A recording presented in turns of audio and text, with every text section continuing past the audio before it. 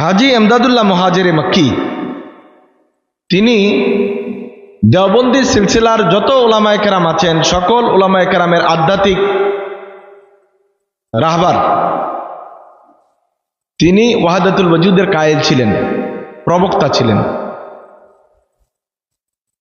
এবং তার কিতাবের মধ্যে উনি এটা বলেছেন, উল্লেখ করেছেন যে ওয়াহাদাতুল ওয়াজুদের এই আকীদা বিশ্বাস এটা সঠিক।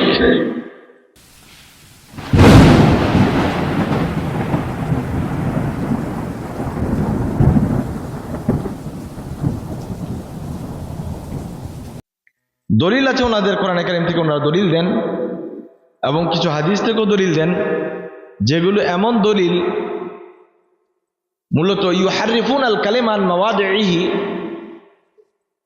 মূল টার্গেট থেকে এগুলোকে ঘুরিয়ে অন্যদিকে নিয়ে যাওয়া হয়েছে। আমি যা বিশ্বাস করি কোরআনের ব্যাখ্যা সেভাবে করা হয়েছে, আমি যে আকীদা রাখি এই আকীদা সঠিক করার জন্য কোরআনের আয়াতগুলোকে অপব্যাখ্যা করা হয়েছে।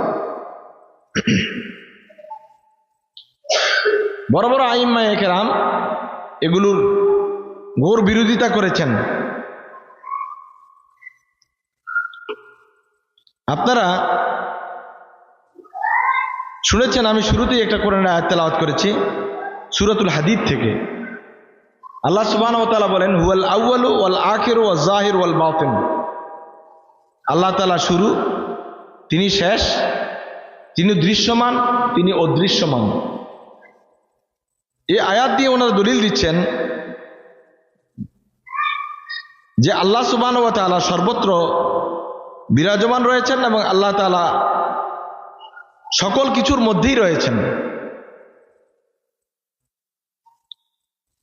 কারণ তিনি যদি শুরুতে থাকেন, শেষে থাকেন, প্রথমে থাকেন, ভিতরে থাকেন, বাইরে থাকেন, তাহলে তো আল্লাহ তাআলার অস্তিত্ব সর্বত্রই পাওয়া যায়। এই বিষয়গুলির আলোচনা আবারও বলি, পাবলিকলি না হওয়াই ভালো। আপনারা এগুলিকে বহন করা আপনাদের জন্য কঠিন কাজ। কিন্তু যেহেতু এই বিষয়গুলি নিয়েই বিতর্ক তৈরি হয়েছে এবং ওনারা ওনাদের এটা আকীদা সহিহ বলে উল্লেখ করতেছেন, এই জন্য প্রথমবারই আমি এই পয়েন্টে কথা বলছি। এই বিষয়ে যারা গবেষণা করেছেন তাদের বইয়ে তারা প্রথম এই আলোচনাটা নিয়ে এসেছেন। আল্লাহ সুবহানাহু ওয়া তাআলা সূরা ফুসসিলাত আয়াত নম্বর 53 উল্লেখ করেছেন, সানুরিহিম আয়াতিনা ফিল আফাকি ওয়া ফি আনফুসিহিম হাত্তা ইয়াতাবায়্যানা লাহুম আন্নাহুল হক। দ্বিতীয় দলিল হিসেবে তারা এই আয়াতটি উপস্থাপন করেছেন যে আল্লাহ তাআলার আয়াত তারা দিক দিগন্তে দেখতে পাবে এবং তাদের নিজের মাঝেও আল্লাহ সুবহানাহু ওয়া তাআলার আয়াত নিদর্শন ওফি আনফুসিহিম হাত্তা ইয়াতাবায়্যানা লাহুম আন্নাহুল হক দেখতে পাবে এবং তাদের কাছে এটা সুস্পষ্টভাবে প্রমাণিত হবে যে আল্লাহ সুবহানাহু ওয়া তাআলা হক।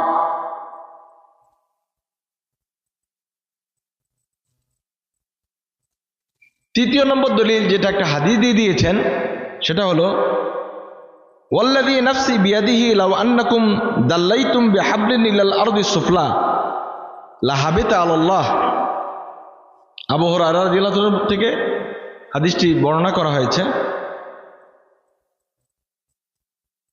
যে আল্লাহ রাসূল বলেন, আমি আমার নফসের কসম করে, নিজের কসম করে বলছি, যদি তোমরা একটি রশি জমিনের ভিতরে ঝুলিয়ে দিতে পারতে ইলাল আরদি সুফলা, জমিনের শেষ প্রান্ত পর্যন্ত, লাহাবিতা আলাল্লাহ, তাহলে এই রশিটি আল্লাহ সুবহানাহু ওয়া তাআলার কাছেই পৌঁছে যেত।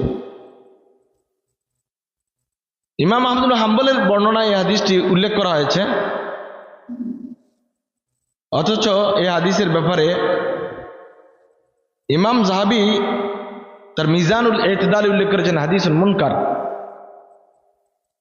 ইমাম হাইসামি তার মাজমাউজ জাওয়াইদ উল্লেখ করেছেন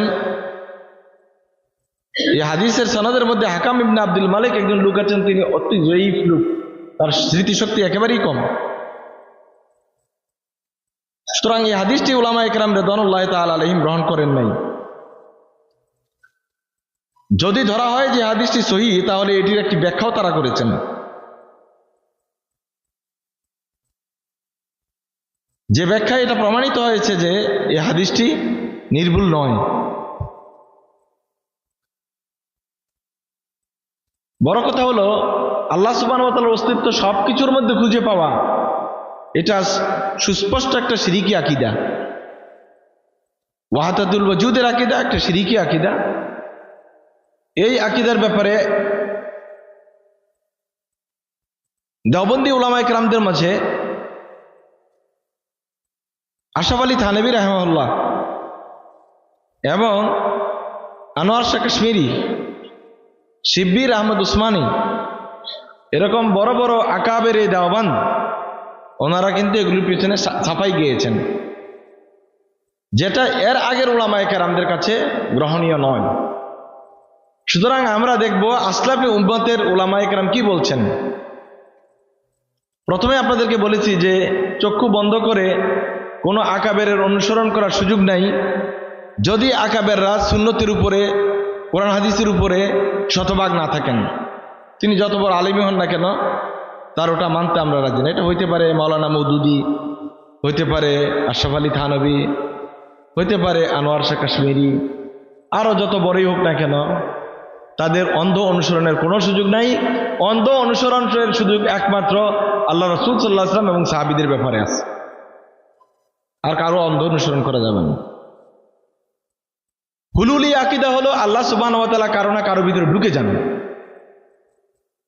কোনো কারণে আল্লাহ এবং বান্দা এক হয়ে যায়। এ সংক্রান্ত একটা হাদিসও এসেছে আল্লাহ রাসূল সাল্লাল্লাহু আলাইহি ওয়াসাল্লাম থেকে, সহিহ হাদিস, বান্দা আমার আনুগত্য করতে করতে, আমার ইবাদত করতে করতে এতটা কাছে এসে যায় যে আমি তার হয়ে যাই, সে আমার হয়ে যায়। সংক্ষেপ করে বললাম, হাদিসটা লম্বাও আছে। এই হাদিসের ব্যাখ্যা দিয়ে ওনারা বুঝাতে চাচ্ছেন যে আল্লাহ এবং বান্দা এক হয়ে যায়। নাউযুবিল্লাহি মিন যালিক। কোন মুহাদ্দিসিনে কেরাম এই হাদিসের এই ব্যাখ্যা করেন নাই। সব মুহাদ্দিসিনে কেরাম বলছেন এই হাদিসের ব্যাখ্যা হলো তিনি এমনভাবে নিয়ন্ত্রিত হয়ে যান যে আল্লাহ বিরোধী কোনো কাজ করার মতো মানসিকতাই আর তার মধ্যে থাকে না।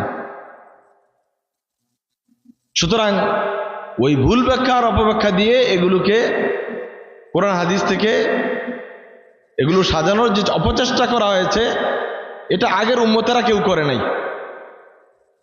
মানসুর আল্লাহ দাবি করতেন যে তার মাঝে আল্লাহ তাআলা ঢুকে গিয়েছেন। আপনারা অনেক কাহিনী কিচ্ছা শুনেছেন, বড় বড় এদেশের বড় বড় ওয়াইজরা ওয়াজ করে মানসুর আল্লাহকে দিয়ে।